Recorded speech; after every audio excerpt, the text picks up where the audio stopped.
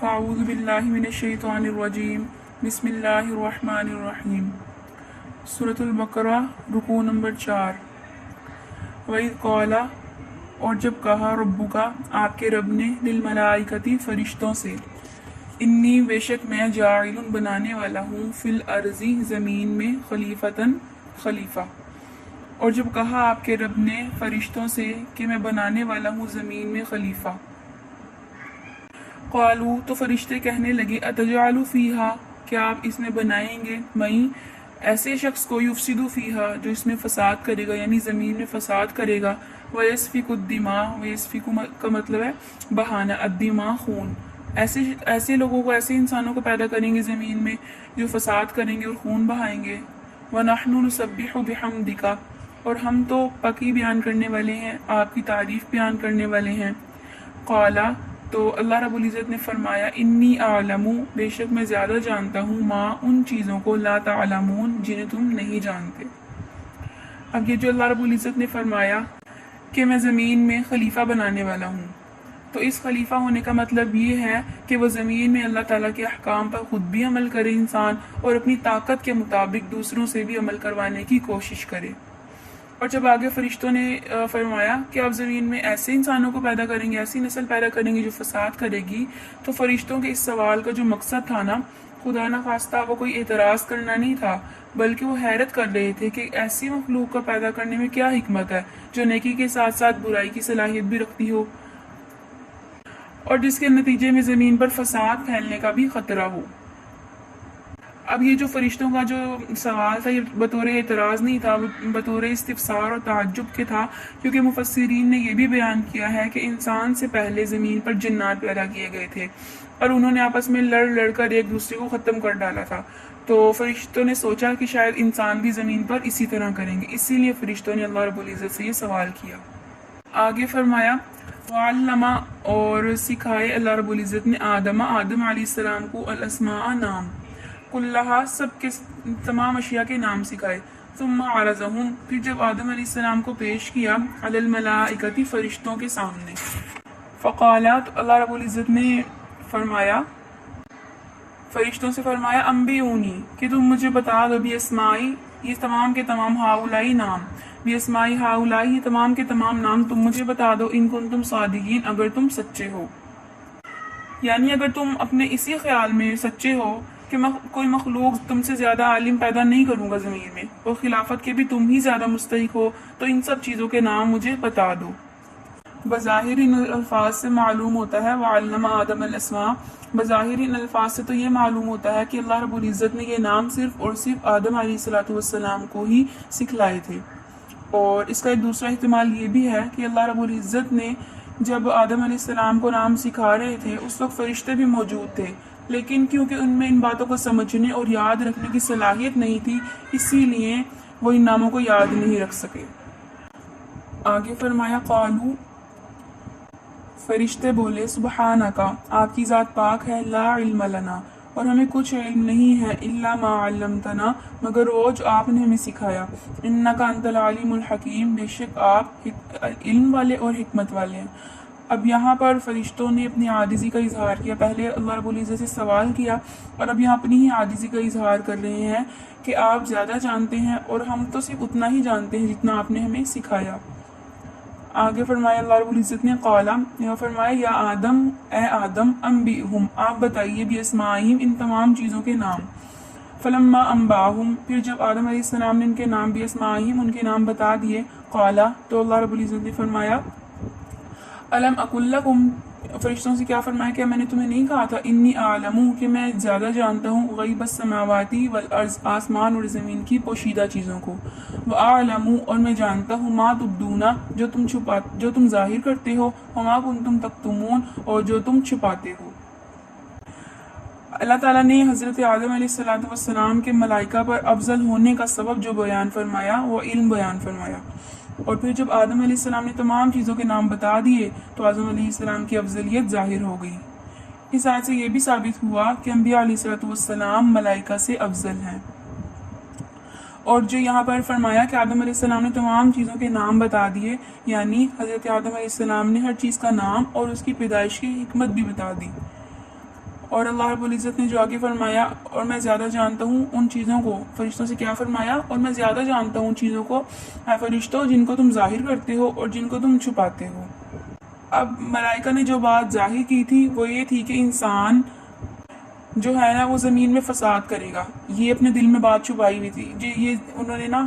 یعنی اللہ رب العزت کے سامنے یہ بات ظاہر کر دی تھی کہ یہ زمین میں جو انسان ہے نا فساد یعنی کہ فساد مچائے گا، اور جو بات ان فرشتوں نے چھپائی ہوئی تھی نا وہ یہ بات تھی کہ جو نائب ہونے کے، خلیفہ ہونے کی ہم زیادہ حقدار ہیں، یہ بات انہوں نے اپنے دلوں میں چھپائی ہوئی تھی۔ تو اللہ رب العزت نے ان سے فرمایا میں وہ بھی جانتا ہوں جو تم ظاہر کرتے ہو اور میں وہ بھی جانتا ہوں جنہیں تم چھپاتے ہو۔ آگے فرمایا وَإِذْ قُلْنَا، اور جب ہم نے کہا للملائکتی فرشتوں سے اسجدو کہ تم سجدہ کرو لآدم آدم علیہ السلام کو، فسجدو تو تمام فرشتوں نے سجدہ کر لیا الا ابلیس سوائے ابلیس کے یعنی شیطان کے، ابا اس نے انکار کیا، واستکبرا اور تکبر کیا، وکان من الکافرین اور وہ کافروں میں سے ہو گیا۔ فرشتوں کے سامنے آدم علیہ السلام کی عظمت کا علمی مظاہرہ اور ان کا امتحان لینے کے لیے انہیں آدم علیہ السلام کو سجدہ کرنے کا حکم دیا گیا۔ یہ سجدہ عبادت کا نہیں تعظیم کا تھا۔ سجدے کی دو اقسام ہے، ایک وہ سجدہ ہوتا ہے جو عبادت کے لیے ہوتا ہے اور یہ صرف اور صرف اللہ رب العزت کے ساتھ خاص ہے، اور دوسرا جو سجدہ ہوتا ہے وہ تعظیم کے لیے ہوتا ہے، سجدہ تعظیمی۔ یہ بھی پہلی شریعتوں میں جائز تھا لیکن اب منسوخ ہو چکا ہے، اب صرف ایک ہی سجدہ ہے، وہ سجدہ عبادت، اور وہ صرف اور صرف اللہ رب العزت کے لیے ہے۔ اور اگرچہ براہ راست جو سجدے کا جو حکم ہے یہ صرف فرشتوں کو دیا گیا تھا، لیکن اس میں تمام جاندار مخلوقات بھی شامل تھیں، لہذا ابلیس جو جنات میں سے تھا اس پر بھی اس کے حکم کی تکمیل یعنی کہ تعمیل تھی، لازم تھی، لیکن جیسے کہ خود قرآن کریم نے دوسری جگہ بیان فرمایا کہ اللہ تعالیٰ سے شیطان نے کیا کہا تھا کہ آپ نے اسے تو مٹی سے پیدا کیا یعنی آدم کو، اور مجھے آگ سے پیدا کیا ہے اور میں اس سے افضل ہوں، میں اس سے سجدہ کیوں کروں؟ اسی لیے آگے فرمایا واستکبر، اس نے تکبر کیا اور وہ کافروں میں سے ہو گیا۔ آگے فرمایا وَقُلْنَا، اور جب ہم نے کہا یا آدم اے آدم اسکن آپ رہیے، انتا آپ، وزوجکا اور آپ کی جو زوجہ یعنی کہ ہوا بھی رہے، الجنت جنت میں۔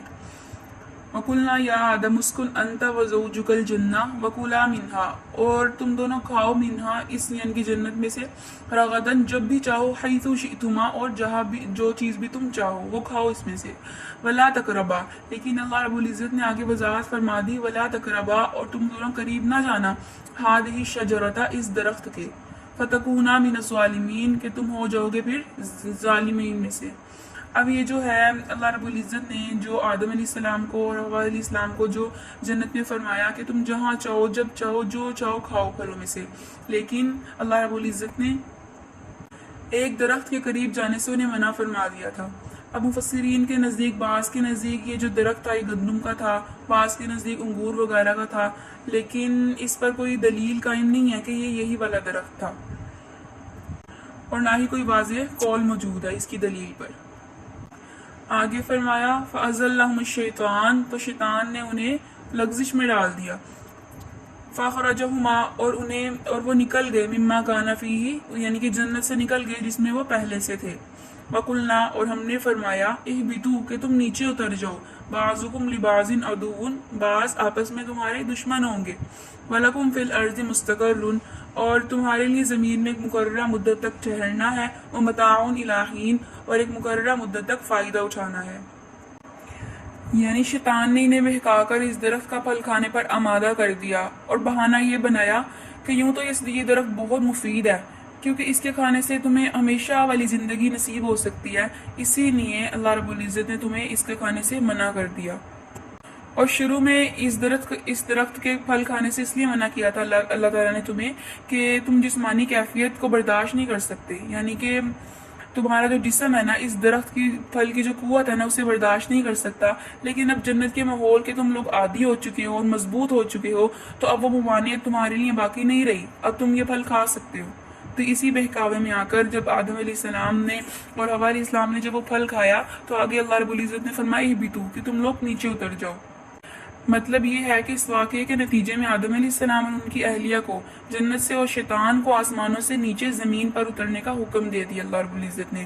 اور اس سے یہ ایک اور بات بھی واضح ہو گئی کہ شیطان کے درمیان اور انسانوں کے درمیان ہمیشگی والی دشمنی قائم ہو گئی۔ ایک روایت کے مطابق حضرت آدم علیہ السلام زمین ہند میں سرندیب کے پہاڑوں پر اور حضرت حوا علیہ السلام جدہ میں اتاری گئی تھی، جب آسمان سے یہ یعنی جنت سے جب یہ زمین پر اتاری گئی تھی۔ آگے فرمایا فتلقا، پھر سیکھ لیا آدم علیہ السلام نے من ربہ، اپنے رب کی طرف سے کلمات، کچھ کلمات، فتاب علیہ، پھر اس پر اللہ رب العزت نے ان کی توبہ قبول کر لی۔ انہ هو التواب الرحیم، بے شک وہی اللہ رب العزت ہے جو توبہ قبول کرنے والے اور بڑے مہربان ہیں۔ ایک قول کے مطابق آدم علیہ السلام نے یعنی زمین پر آنے کے بعد 300 برس تک یعنی 300 سال تک حیا کی وجہ سے آسمان کی طرف سر نہیں اٹھایا، کیونکہ ان سے ایک لغزش ہو گئی تھی، اسی وجہ سے آدم علیہ السلام نے حیا کی وجہ سے آسمان کی طرف سر نہیں اٹھایا۔ اور آدم علیہ السلام زمین میں بہت زیادہ پریشان تھے اور بہت زیادہ روئے۔ پھر ایک مرتبہ آدم علیہ السلام کو یاد آیا کہ پیدائش کے وقت جب میں نے سر اٹھا کر دیکھا تھا تو عرش پر لکھا ہوا تھا لا الہ الا اللہ محمد رسول اللہ،